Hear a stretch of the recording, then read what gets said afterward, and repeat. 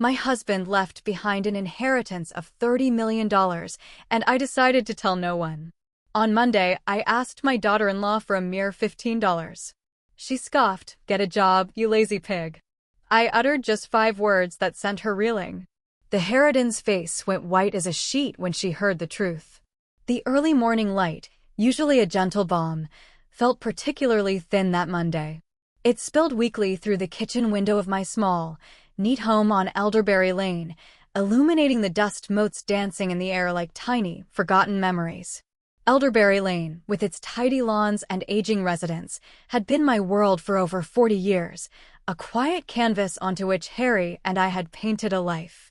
Now it was just me, Clara May, a widow pushing 73, preparing my single slice of whole wheat toast and listening to the mournful coo of a distant dove.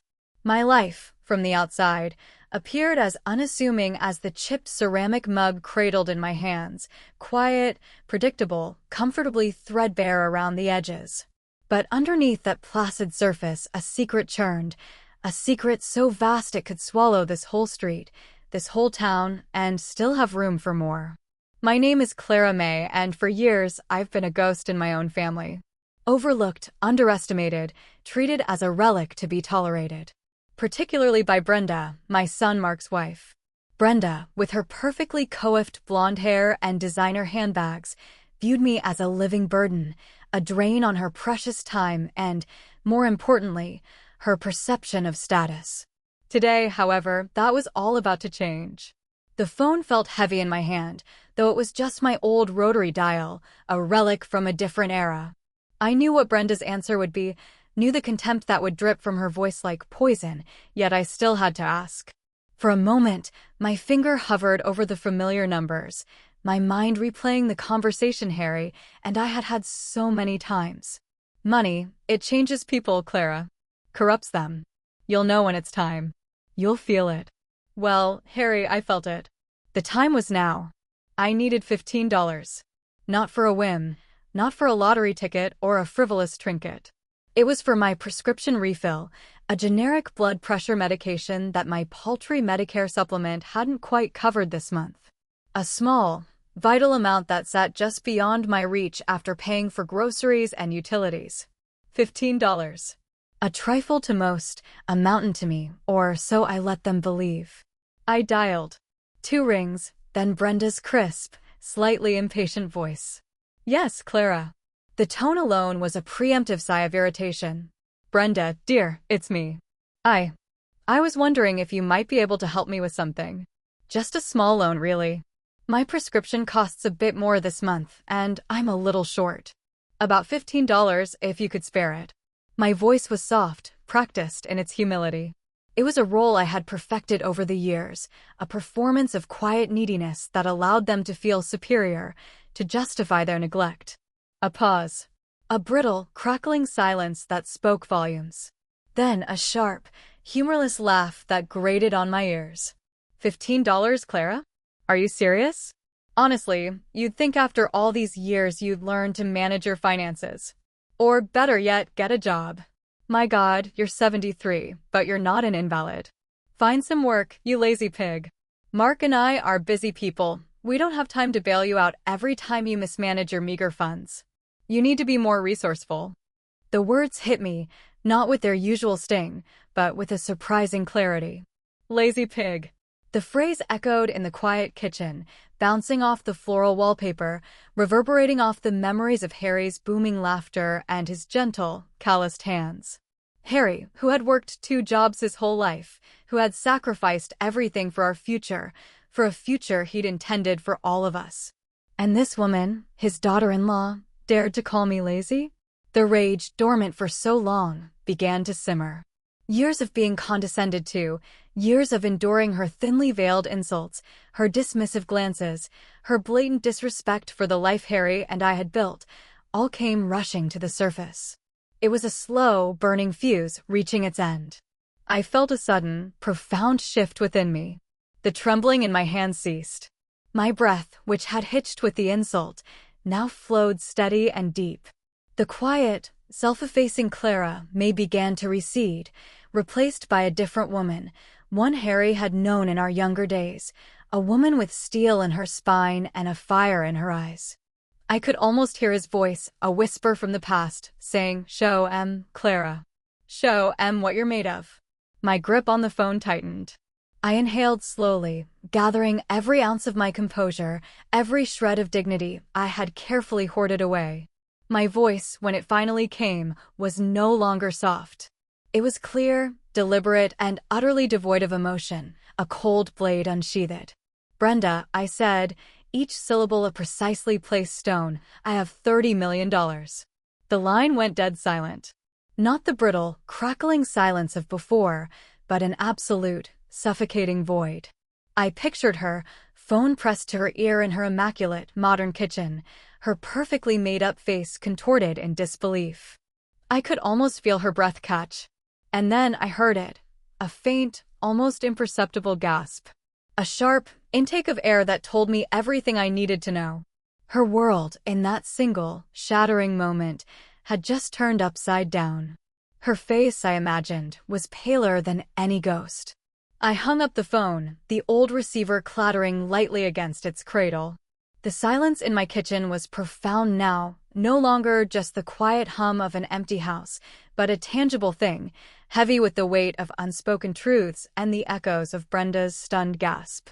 A strange mix of emotions washed over me, a flicker of regret for the sharp, almost cruel way I had delivered my revelation, quickly overshadowed by a wave of exhilarating liberation. It was done. The secret, a colossal weight I had carried alone for so long, had finally been pried open, even if only a sliver. I knew, with an intuitive certainty, that I had unleashed a storm. Chaos was coming, but with it, a strange, undeniable relief. The performance was over. The charade of the poor, meek widow was shattered. I walked to the window, gazing out at the familiar, unassuming street. The early morning sun now fully illuminated Elderberry Lane, painting the dew-kissed grass with gold. Everything looked the same, yet nothing was. My world had irrevocably shifted. I had broken a sacred vow, a pact made in the quiet, fading moments of my husband's life. But then again, Harry had given me a caveat. "You'll know when it's time," he'd said. "When they need it most, or when they've pushed you too far." Brenda, in her arrogant dismissal, had just pushed me over the precipice. Harry. The very thought of him still brought a dull ache to my chest, a phantom limb of my soul. It had been 3 years since he left me, slipping away in his sleep, peacefully, after a long battle with a heart weakened by decades of hard work and too many celebratory stakes. His going had ripped a hole in the fabric of my existence, one that time, the supposed great healer, had only stitched with scar tissue, never truly mended. I remembered his last days with aching clarity. He'd grown thinner, his once booming voice reduced to a raspy whisper, but his eyes, those sharp, intelligent blue eyes, had never lost their spark. He'd often speak in riddles then, half joking, half serious. "Clara, my love, don't ever let anyone tell you you're small. You've got a core of steel, you do. And sometimes you need to show it. Or, there's more to a man's legacy than what's in his wallet, but a little something in the bank never hurt, did it? Especially if it's tucked away safe for a rainy, really rainy day." I'd thought it was the morphine talking, or perhaps just his whimsical nature. I'd smiled, squeezed his hand, and humored him. I had no idea of the depths of his secrecy, the magnitude of his planning. The discovery had been almost comical in its ordinariness, if not for the seismic shift it brought to my life. About 6 months after Harry passed, I was finally getting around to cleaning out his old roll-top desk, a hulking, mahogany beast that had occupied a corner of his study for as long as I could remember. It was a chaotic repository of receipts, half-finished crossword puzzles, fishing lures, and cryptic notes on napkins. I was painstakingly sorting through a pile of what looked like old tax documents, ready to shred, when my fingers brushed against something hard and metallic behind a false drawer panel. Harry, ever the tinkerer, had installed a series of ingenious hidden compartments. Inside this particular one, nestled amongst some brittle, faded love letters we'd exchanged during the war, I found a small, ornate key. Not a house key, not a car key. It looked like something from an old bank vault. Attached to it, folded precisely, was a single, unmarked envelope. My name was scrawled on it in Harry's distinctive hand. My heart thumped as I tore it open.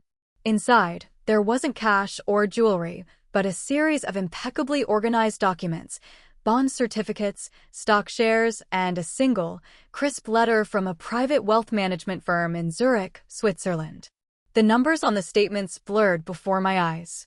I must have read them a dozen times, each digit swimming, refusing to coalesce into a believable sum. But they did. 30 million. Not a typo. Not a joke. $30 million. My first reaction wasn't joy or even disbelief, but a profound sense of dizzying fear. Where had this come from? Harry had always been a good provider, a careful saver, but we lived a modest, comfortable life. A pension, a small nest egg. 30 million was beyond comprehension. The letter explained it all, in Harry's own meticulous hand, accompanying the professional documents. He had been an astute, almost savant-like, investor. He'd dabbled in venture capital decades ago, buying into nascent tech companies before they were household names, leveraging small sums into fortunes, then reinvesting with a quiet, almost obsessive discipline. He'd never touched the principal, just let it grow, like a silent, ever-expanding universe hidden from view. And then came the explanation for the secrecy. "Clara, my dearest," his elegant script read, "I've seen what money does to people. It twists them, makes them lazy, greedy, entitled. I've watched friends' children squander fortunes, their lives hollowed out by endless indulgence. Mark, he's a good boy, but he's easily swayed. And Brenda, well, you know Brenda. I love them, but this is too much for them. Not yet. Maybe never. This money isn't for spoiling them, Clara. It's for a legacy, for true purpose, for a genuine need. Keep it secret. Don't tell a soul. Let them find their own way, make their own lives, without the corrupting influence of easy wealth. You're the guardian, not the owner. You'll know when to act. You'll feel it, I promise." I had felt it then, a heavy mantle settling upon my shoulders. The enormity of his trust, the burden of such a secret. It wasn't just about money, it was about protecting his family from themselves, from the very thing society craved. And so, I had kept the secret. I had continued to live my quiet, unassuming life, navigating my days with the careful precision of someone walking on thin ice, lest a single crack betray the vast, icy ocean beneath. I had watched Brenda's disdain, endured her petty tyrannies, and swallowed my pride, all in service of Harry's wishes. Until today. Today, the ice had shattered. The aftermath of those 5 words felt less like an explosion and more like the ominous quiet before a massive storm. Brenda, I imagined, was now pacing her gleaming kitchen, her mind a frantic beehive of disbelief, suspicion, and a nascent, terrifying greed. She wouldn't believe it, not outright. $30 million? From quiet, unassuming Harry? And me, his supposedly penniless widow, living in a house that hadn't seen a major renovation since the Reagan administration? It defied her entire understanding of our lives. Her first move, predictably, would be to contact Mark. My son. He was a good man, Mark. Kind, if a little spineless where his wife was concerned. He worked hard, was a decent father, but he lacked the sharp edge, the intuitive cunning that Brenda possessed in spades. He was easily swayed, easily led, and utterly unprepared for the hurricane his wife was about to become. A few hours later, the phone rang again. It wasn't Brenda. It was Mark. His voice, usually so steady, had a faint tremor. "Mom? Brenda just called me. She said some really strange things. Something about you and money? Are you feeling all right, Mom? Did you say anything unusual?" I sighed, a long, weary sound that nonetheless held a hint of steel. "I'm perfectly fine, Mark. And yes, I said something very unusual. I told Brenda the truth." I paused, letting the words hang in the air. "Your father, bless his meticulous soul, left me quite a tidy sum. A sum I've kept quiet about, for reasons I'll explain when the time is right." There was another pause on the line, longer this time. I could almost hear the gears grinding in Mark's head, trying to reconcile the image of his financially constrained mother with the staggering implication of my words. Truth? Mom, what truth? How much money are we talking about? Brenda was incoherent. She just kept repeating 30 million like a madwoman. That's because it's the truth, dear. $30 million. Your father was a brilliant man, far more brilliant than any of us gave him credit for. My voice was calm, almost detached, betraying none of the turmoil I felt. I heard his sharp intake of breath. The incredulity in his silence was palpable. Mom, why? Why didn't you ever say anything? All these years, why live like this? His voice held a mixture of hurt, bewilderment, and, yes, a flicker of something else, a dawning realization of what this could mean for him. Your father had his reasons, Mark. Good reasons. And I honored them. Until today. Your wife, bless her heart, finally pushed me to my limit. A slight dig, but necessary. He needed to understand the catalyst. Mark stammered, trying to process. Brenda, she's really upset. She thinks it's some kind of cruel joke. Or that you've lost your mind. She'll believe it soon enough, I said, a wry smile playing on my lips. And I assure you, my mind is as sharp as ever. Sharper, perhaps, for having carried such a burden all these years. I could sense his confusion, his loyalty torn. He wouldn't know whether to believe me or to humor Brenda. He was caught between his mother, whom he loved, and his wife, whom he probably feared. That was Harry's fear, too. That a sudden influx of wealth would expose the fault lines in their character, the weaknesses that lay dormant beneath the veneer of everyday life. And I knew, with a heavy heart, that Harry had been right. This secret, once revealed, would test them all. Later that afternoon, the first tremors of Brenda's hunt began. My neighbor, Agnes, a sweet but notorious gossip, called me, her voice buzzing with barely contained excitement. Clara, dear. Brenda just stopped by. Said she was just checking in on you, but she was asking all sorts of questions about Harry's investments, if he ever had secret business dealings, if you'd ever seemed unusually flush with cash. Agnes tittered. I told her you were as careful with a penny as anyone I know, and Harry was always as straight as an arrow. I thanked Agnes, a small pang of guilt pricking me for involving her, however inadvertently. Brenda wouldn't find anything from Agnes, or from any of my other neighbors. My life had been meticulously curated to appear utterly unremarkable. Every expense carefully tracked, every purchase modest. No one, not even Harry's closest friends, knew the true extent of his genius. He had conducted his most lucrative dealings in absolute secrecy, through offshore accounts and shell corporations that even his lawyer only vaguely understood, operating under the assumption it was merely complex tax planning. He had built a fortress of discretion around his fortune. As the day wore on, a new feeling started to settle in my heart, mingling with the initial rush of liberation, anxiety. I had struck the match, but now I had to brace for the wildfire. Was this the right thing to do? Harry had said I'd know. I had known, in that moment with Brenda, that I couldn't endure another insult. But the wisdom of his larger plan, was I truly honoring it? Or was I just reacting, driven by a momentary flash of anger? I looked around my small living room, at the worn armchair where Harry used to read his newspaper, at the faded photographs on the mantelpiece, our wedding day, Mark as a baby, a family vacation to the Grand Canyon. Our life had been simple, full of love, built on hard work and respect. And now I had thrown a $30 million grenade into it. The quiet hum of my home suddenly felt fragile. I had shattered the illusion of my poverty, but what new, potentially more destructive, illusion had I created in its place? The weight of the secret was gone, replaced by the crushing burden of its revelation. I knew I had opened Pandora's box, and I would have to face whatever flew out. But a part of me, the part that had endured Brenda's contempt for too long, felt a resolute, defiant satisfaction. They would finally see. They would finally know. The calm that followed my confession was a deceitful thing, the eye of a hurricane before the true tempest struck.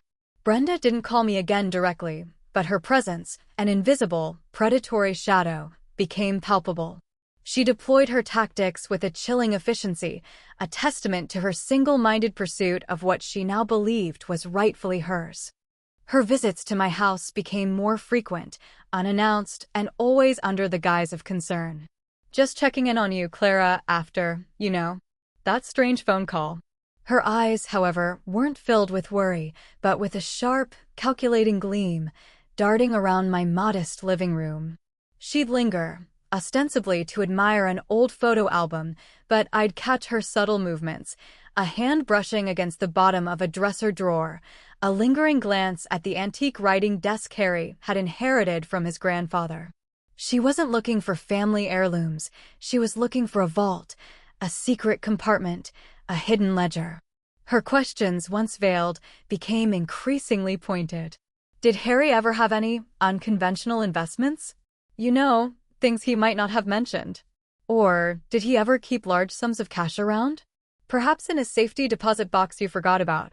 Each time, I met her gaze with a placid smile, my expression carefully blank. Harry was a simple man, Brenda. Worked hard, saved what he could. Nothing unconventional about it, I assure you.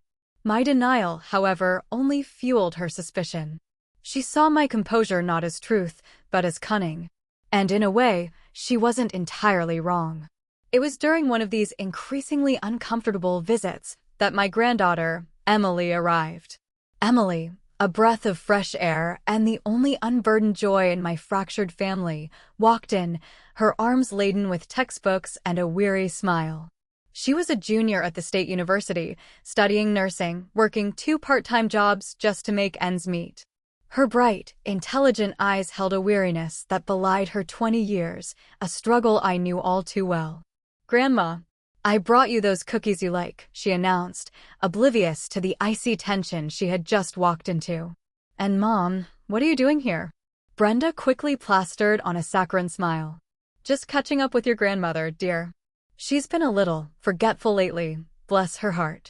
I was just helping her sort through some of your Grandpa Harry's old papers." The lie hung thick in the air. Emily, sharper than her mother gave her credit for, cast a suspicious glance at Brenda's perfectly manicured hands, which were nowhere near any papers. "Everything all right, Grandma?" Emily asked me, her brow furrowed with genuine concern. My heart ached for her. She was everything Mark and Brenda were not: compassionate, hardworking, humble. She had Harry's steady resolve, his quiet dignity. She deserved a better, easier path. The thought of her struggling, while a fortune sat untouched, gnawed at me with a fresh urgency. "Everything's just fine, dear," I assured her, squeezing her hand. "Just a bit of family catching up." After Brenda, huffing with unspoken frustration, finally left, Emily stayed. We talked for hours, not about money, but about her dreams, her struggles, her exhaustion. She spoke of her tuition bills, of the late-night shifts at the diner, of her desire to help people. And as I listened, something clicked into place. Harry's words, echoing from the past, gained new clarity. "This money isn't for spoiling them, Clara.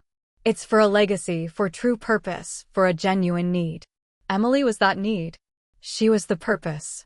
Harry hadn't just hidden the money, he had entrusted me with finding the right way for it to serve. I remembered other things too. Harry's cryptic statements, usually after he'd spent a long day closeted in his study, poring over documents I never understood. "Clara, a man's biggest assets aren't always visible. Sometimes, the best investments are the ones no one knows about." Or, "The taxman has his due, but a smart man understands the loopholes."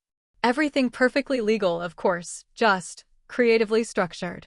At the time, I dismissed it as Harry's dry humor, his pride in his financial acumen. Now it sounded like a confession, a roadmap to the labyrinth of his secret wealth.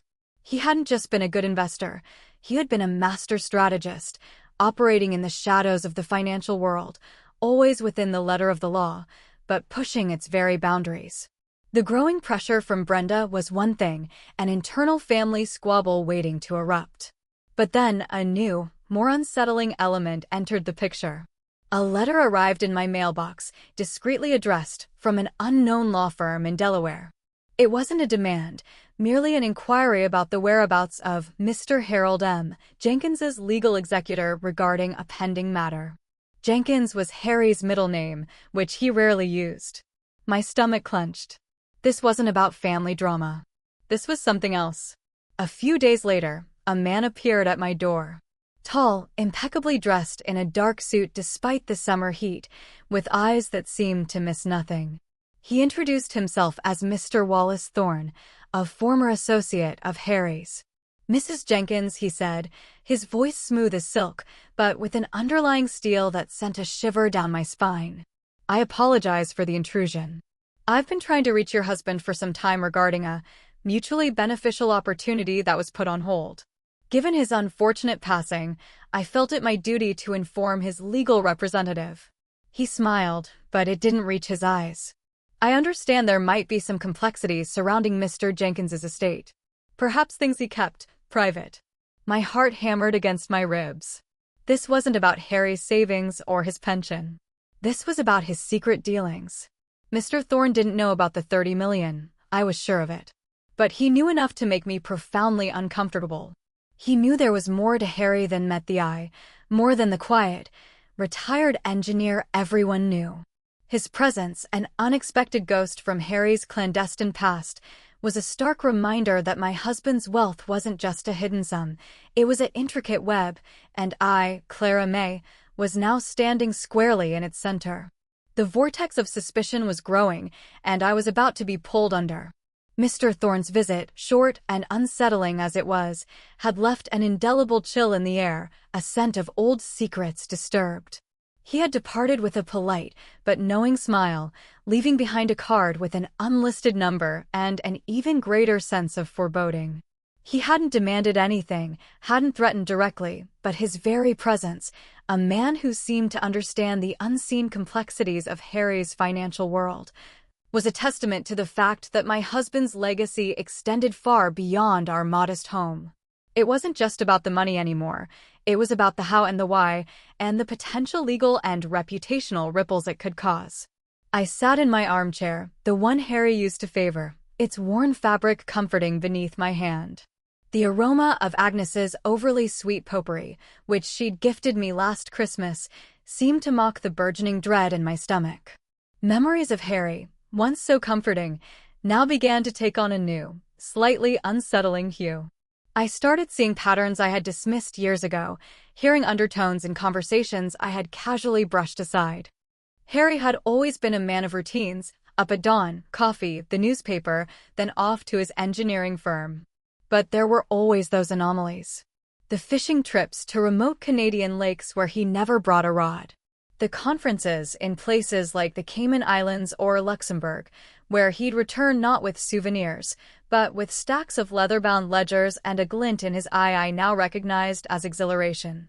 He'd spend hours in his study, the door often locked, talking in hushed tones on the phone to people with names like Herr Schmidt or Monsieur Dubois. Just some old college buddies, Clara, he'd always say, his smile a little too wide, a little too quick. We're reminiscing, maybe bouncing a few business ideas around. Nothing for you to worry your pretty head about. And I, trusting and content, had believed him. His explanations were always just plausible enough to satisfy. He never brought home illicit goods, never seemed nervous about the law. He simply operated in a world I didn't understand, a world of intricate financial instruments, offshore trusts, and brilliant, often audacious, tax strategies that skirted the very edge of conventional legality. It wasn't illegal, no. Harry would never have risked that. But it was clever. So clever, it felt almost like magic. And now I was its reluctant custodian. The next day, the escalating pressure from Brenda came to a head. She arrived at my door unannounced, a crumpled, yellowed envelope clutched in her hand. Her face was flushed, her eyes blazing with a mixture of triumph and barely suppressed fury. Clara May Jenkins, she spat, pushing past me into the entryway. What is this? She thrust the envelope at me. It was an old bank statement, dated nearly 20 years ago, for an account I didn't recognize, in a bank based in a small town in Nevada. The amount listed as a transfer out was significant, $250,000, clearly marked as investment in offshore holdings. It was dated from the period when Harry had allegedly been on one of his fishing trips.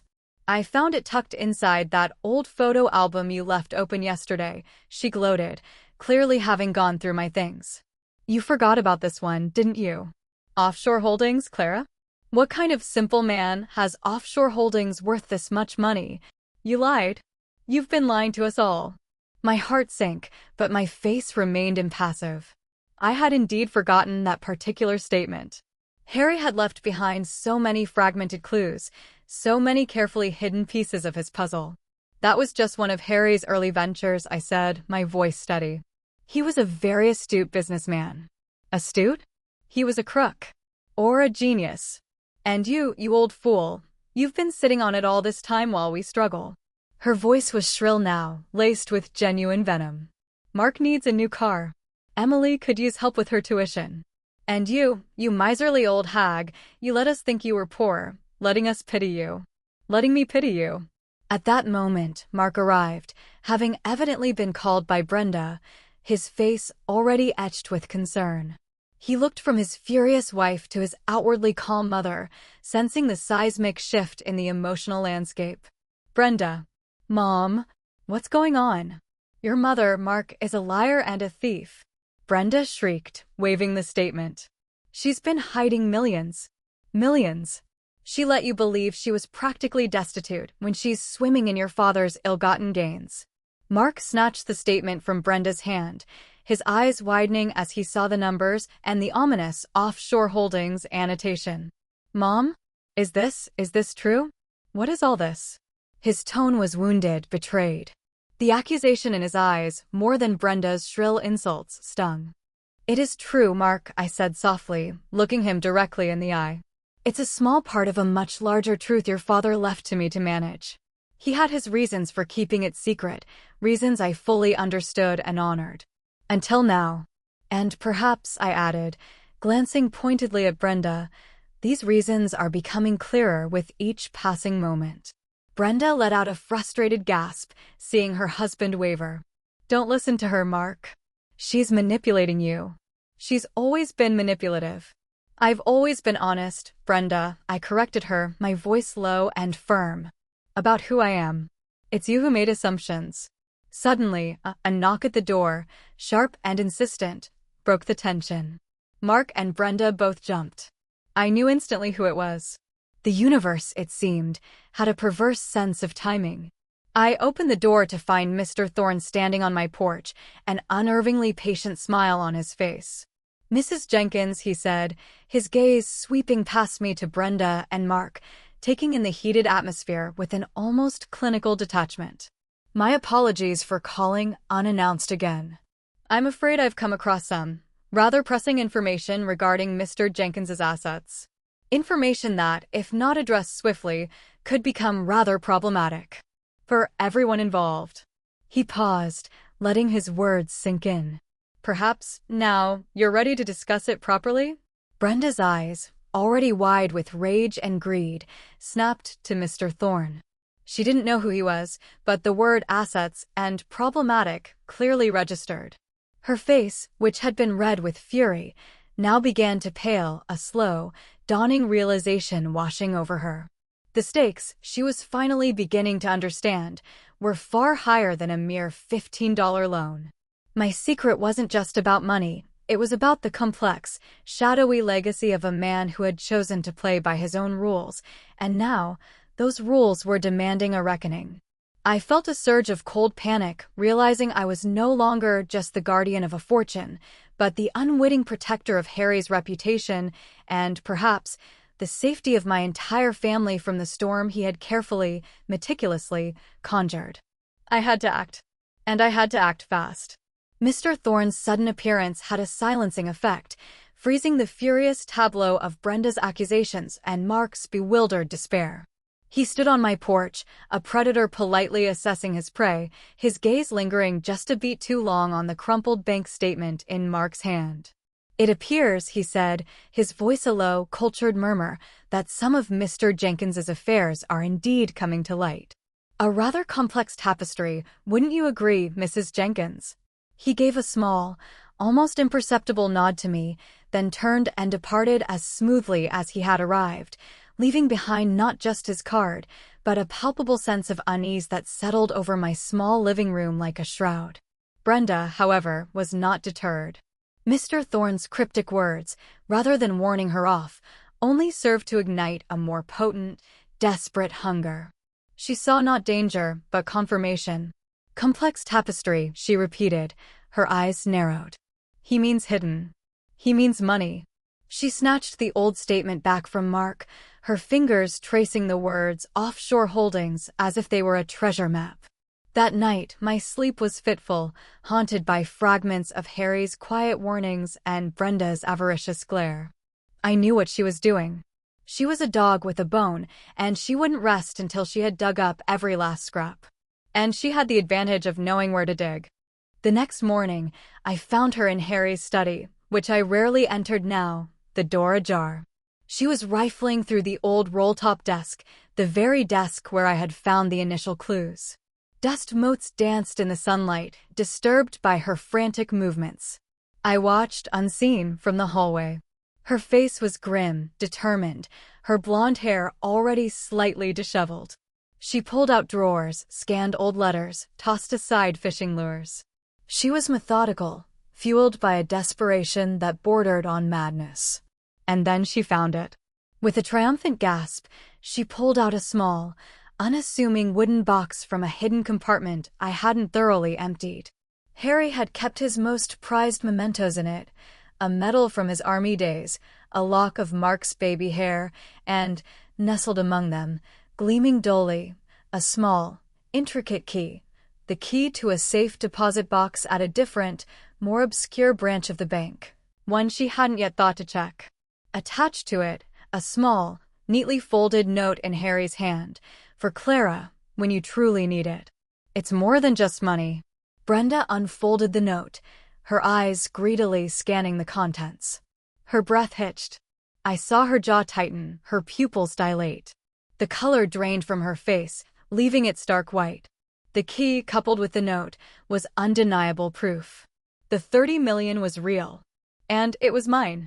She stood there for a long moment, the small key clutched in her hand, her shoulders slumping not in defeat, but in the sheer, overwhelming weight of what she had discovered. Then, slowly, she straightened, her eyes hard as diamonds. The greed I had always suspected was there, lurking beneath her polished veneer, now bloomed into full, terrifying view. Later that day, Mr. Thorne called. His voice was no longer silk, it was sharp, edged with an impatience I hadn't heard before. "Mrs. Jenkins, I understand you've had some rather enlightening conversations with your family. However, the matters I represent are time-sensitive." Mr. Jenkins had a series of highly unconventional, yet perfectly legal, investment vehicles. Vehicles that require constant, delicate management. If they are not properly administered, they could unravel, drawing unwanted attention from tax authorities, from other interested parties. It would be a great shame if Mr. Jenkins's meticulous legacy were to be exposed to public scrutiny, wouldn't it? Or worse, if a significant portion of his hard-earned assets were to become unavailable. He was no longer hinting, he was threatening.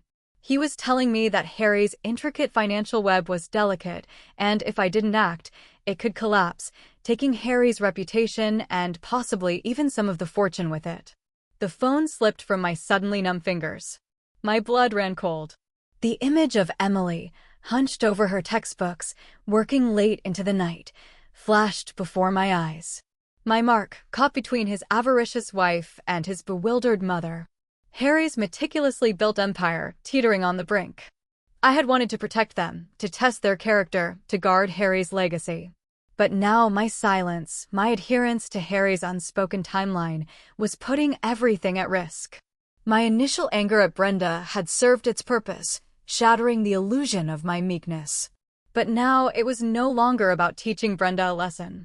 It was about damage control, about securing the future, about honoring Harry's true intent, not just his initial instructions.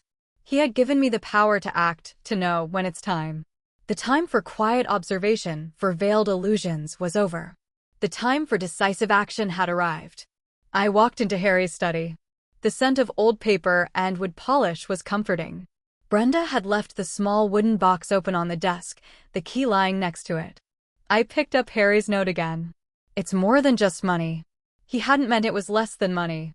He meant it carried a purpose, a responsibility beyond mere accumulation. And that responsibility, I realized, was now squarely mine. A quiet resolve settled over me, firm and unyielding. The gentle, almost invisible Clara May was gone. In her place stood a woman forged in fire, armed with Harry's secret and her own steely determination. I would gather them all. I would reveal the truth, not in a moment of reactive anger, but with purpose and control. I would protect Harry's legacy, not by hiding it, but by wielding it. And I would ensure that the true value of those $30 million, the power to do good, to build, to help, would finally be realized. My hand, once trembling, was now steady. The game had changed, and I, Clara May, was ready to play. The email I sent felt strangely formal, clipped, almost like a summons. Please join me for an important family meeting on Saturday at 2 p.m. There are matters of the utmost gravity to discuss, concerning your father's legacy and your family's future. No pleasantries, no softening phrases. Just the cold, hard invitation to confront a truth I had kept buried for years. I sent it to Mark with a copy to Emily. Brenda, I knew, would be informed by Mark or would simply follow the scent of potential money. Saturday arrived, crisp and unnervingly bright. My small living room, usually a haven of quiet solitude, felt charged with an almost unbearable tension. I had arranged the chairs facing the fireplace, where a low, crackling fire offered more symbolic warmth than actual heat. On the coffee table, I had laid out a series of documents, copies of the Swiss bank statements, the old Nevada bank transfer, Harry's carefully written instructions, and, prominently displayed, the small, ornate safe deposit box key. The evidence undeniable and stark. At precisely 2 p.m., the doorbell rang.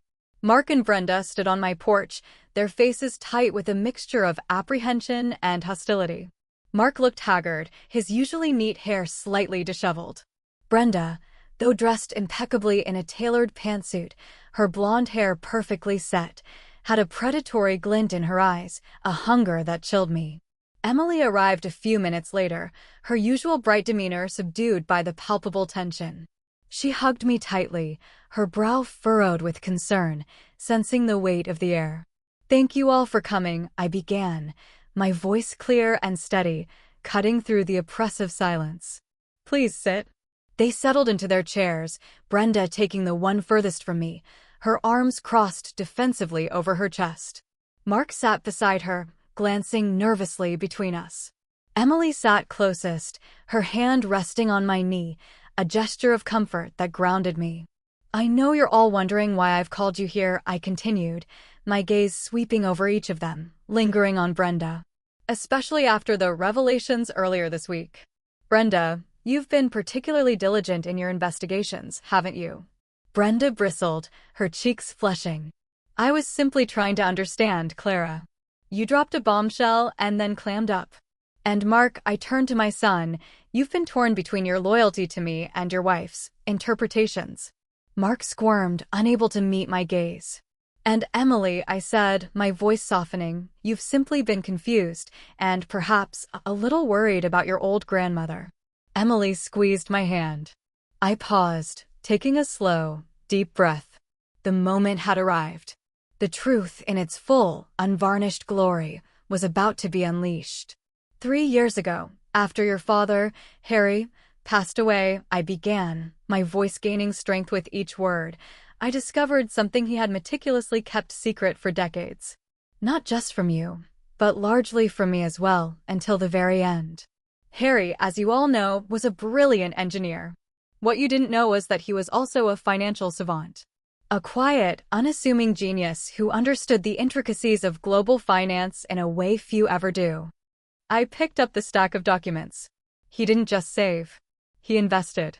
Not in traditional, easily traceable ways, but in what Mr. Thorne, you may have seen him at my door recently referred to as unconventional vehicles. Early tech startups, complex offshore bonds, carefully structured trusts that made perfect sense on paper but were designed for absolute discretion. All perfectly legal, I assure you, but requiring absolute confidentiality to flourish. I laid the Zurich bank statements on the table. He accumulated $30 million. Not for lavish living, not for personal indulgence, but for a specific purpose. Brenda gasped, her eyes fixed on the numbers, her face a ghastly shade of white. 30 million? It's real. Her voice was barely a whisper, laced with a mixture of awe and dawning terror. Very real, Brenda, I confirmed, my gaze steady. And Harry instructed me, in no uncertain terms, to keep it secret. From everyone. Especially from you, Mark, and your generation. My words, direct and unsparing, hit Mark like a physical blow. He flinched, his face crumpling. He feared what such a sum would do to you, I explained, my voice laced with a sadness that transcended my anger. He saw how easy money could corrupt, could breed laziness, entitlement, and greed. He wanted you to forge your own path, Mark, to build your own life based on your own hard work, not on an inherited fortune you hadn't earned. I looked at Brenda. He knew your temperament, Brenda. He knew how easily the prospect of wealth could twist your priorities, could make you see people not as family, but as obstacles or means to an end. Brenda shot to her feet, her face contorted in a mask of fury. How dare you, you old witch? Accusing me? You think this is fair? You let us struggle. You let Emily work herself to exhaustion, while you sat on $30 million, pretending to be poor? This is a monstrous lie. This is our money. Harry's money. Mark's inheritance. No, Brenda, I said, my voice cutting through her tirade with surprising force. This is my money. Harry placed it entirely in my name, with the explicit instruction that I, and I alone, would be the steward of this fortune. The legal executor, the sole decision-maker. He trusted me to know when and how to use it for the true betterment of this family, not its ruination. I pushed forward Harry's original, notarized letter, detailing his wishes, his fears, and his absolute faith in my judgment. Mark, his face pale, picked up the letter, his eyes scanning the familiar handwriting. He read, his expression shifting from disbelief to dawning horror, then to a profound sadness. He wrote this? He actually said he worried about us. He looked at me, then at Brenda, a slow understanding dawning in his eyes, an uncomfortable recognition of the truth in his father's words. Emily, who had been listening in stunned silence, finally spoke, her voice quiet but firm. Grandma, all those times I asked for a loan for books, for rent, and you always said you couldn't. You were protecting us. She looked at me, then at the documents, her eyes wide with the sheer magnitude of the revelation. Her initial shock morphed into a complex mix of awe and a deep, empathetic understanding. She saw not the manipulation Brenda perceived, but the heavy burden of responsibility I had carried. Brenda, seeing Mark's conviction waver, pounded her fist on the coffee table, rattling the teacups. This is outrageous. This is theft. I'll call a lawyer. I'll expose you. You can't just hoard this. This is a family fortune. You can call anyone you wish, Brenda, I said, meeting her enraged gaze without flinching. Harry ensured every last detail was legally watertight. This fortune is mine, to use as I see fit, to fulfill his true legacy. And if you think his legacy was simply about handing out money to those who show themselves unworthy, then you never knew Harry at all. The room was thick with the weight of her fury, Mark's shame, and Emily's quiet astonishment. The truth, in all its shocking, painful glory, was finally out. The calm Clara May was gone, replaced by the matriarch Harry had always known I could be.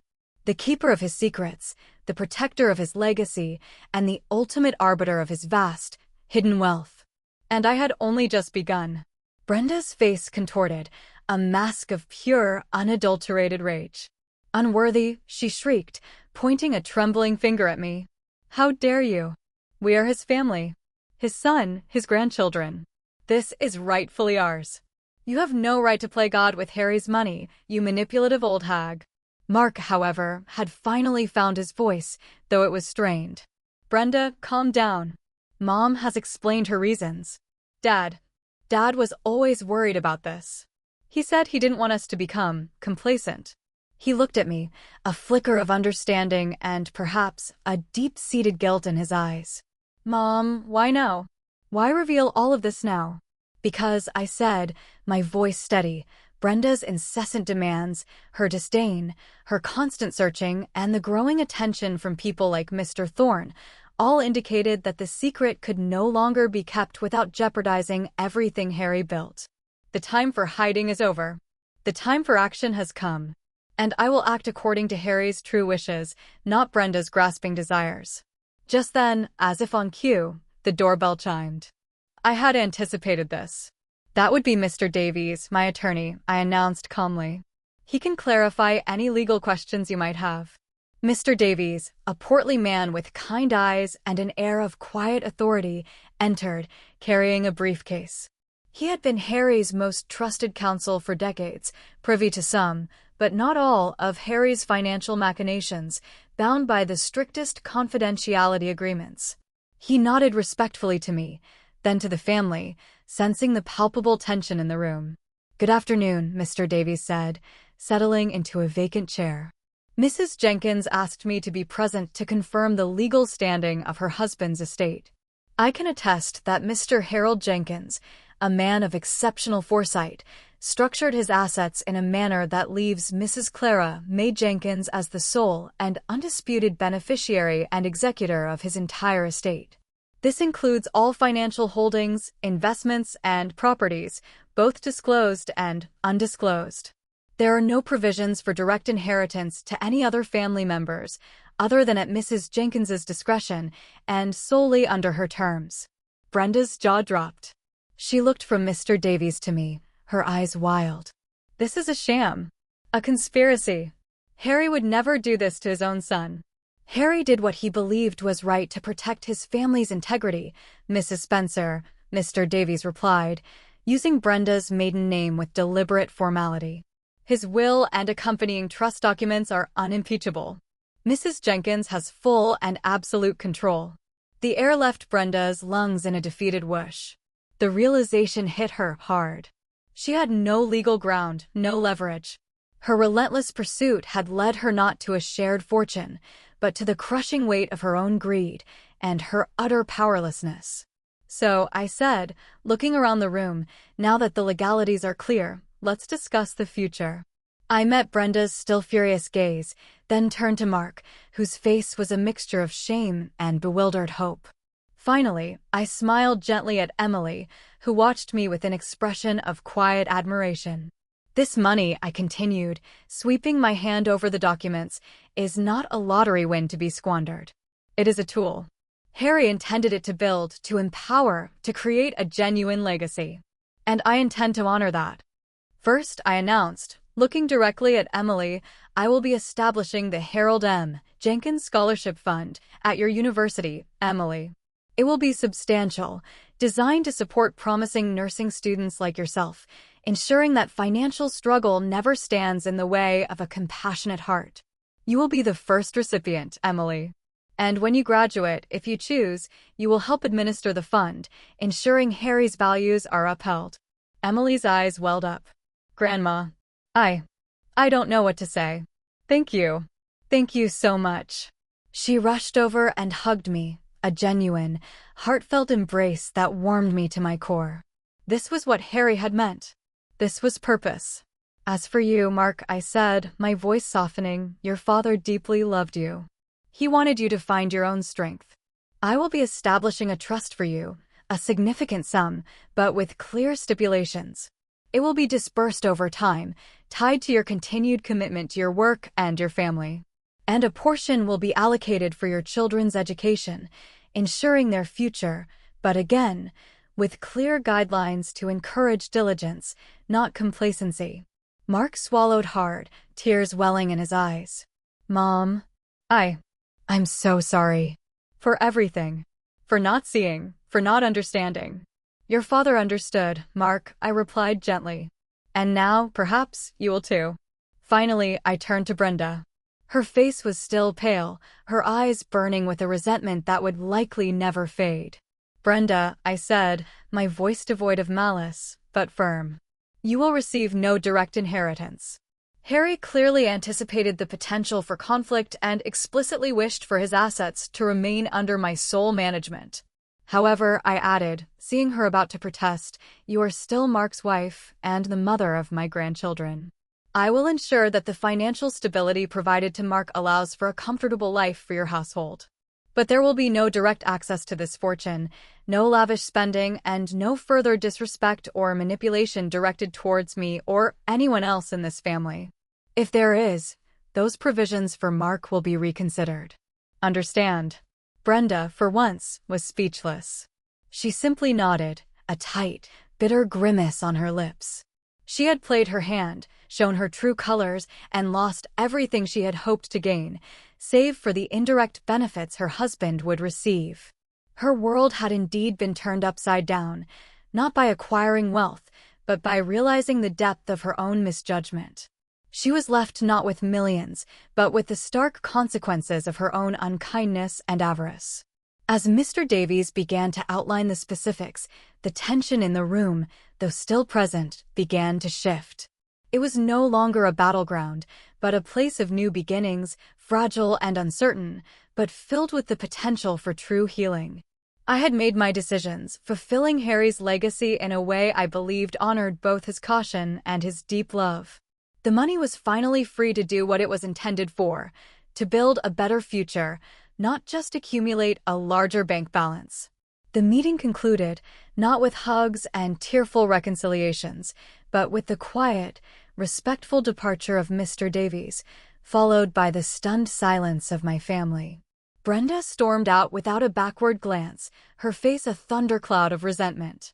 Mark lingered, looking utterly chastened, his earlier bewilderment replaced by a deep, almost crushing shame. He tried to apologize again, stumbled over his words, and finally, just embraced me tightly, a silent plea for forgiveness. I held him, feeling the genuine remorse emanating from him, and knew that while our relationship would be forever altered, it might, finally, be built on a foundation of honesty and respect. Emily, however, stayed. She helped me clear the coffee table, her movements gentle, her face still awash with emotion. "Grandma," she said, her voice soft, "you're incredible. I always knew you were strong, but this changes everything." "It changes some things, dear," I replied, patting her hand. "But the important things remain. Who you are, who I am. That's what truly matters." We spent the rest of the afternoon talking, not about the money, but about Harry, about his quiet strength, his often misunderstood wisdom, about the burden of the secret and the responsibility that came with such power. She saw it all, the difficult choices, the years of silent endurance. She saw the woman Harry had always known I was, finally revealed. In the days and weeks that followed, the new reality settled upon Elderberry Lane like a soft, yet undeniable blanket. My house remained the same, the floral wallpaper, the worn armchair, the familiar scent of old books and freshly brewed tea. But I, Clara May, was irrevocably changed. I was no longer the invisible, meek widow. I was the architect of Harry's legacy, the steward of a fortune, and the matriarch who had finally found her voice. Brenda's occasional visits, once filled with thinly veiled contempt, were now stiff, formal affairs. She still harbored resentment, I knew, and likely always would. But the power dynamic had shifted irrevocably. She no longer spoke to me with disdain. She spoke with a grudging, resentful respect, tempered by the knowledge that her own financial comfort now depended, indirectly, on my good graces. She learned, through the harsh lessons of her own greed, that true power was not just in having money, but in knowing how to wield it, and more importantly, how to withhold it. The lazy pig had, in fact, become the quiet queen. Mark, freed from the illusion of my poverty and his wife's constant goading, began to visit more often alone. Our conversations were deeper now, more honest. He spoke of his father with newfound reverence, seeing Harry's meticulous planning not as a personal slight, but as an act of profound, if sometimes misguided, love. He began to understand his own role in perpetuating the family's complacency, and I hoped, would begin to break free from it. Emily flourished. The Harold M. Jenkins Scholarship Fund was established, making headlines in the local paper. Emily, freed from the crushing burden of tuition and multiple jobs, devoted herself fully to her studies, her grades soaring. She became an outspoken advocate for the scholarship, embodying the very purpose Harry had envisioned.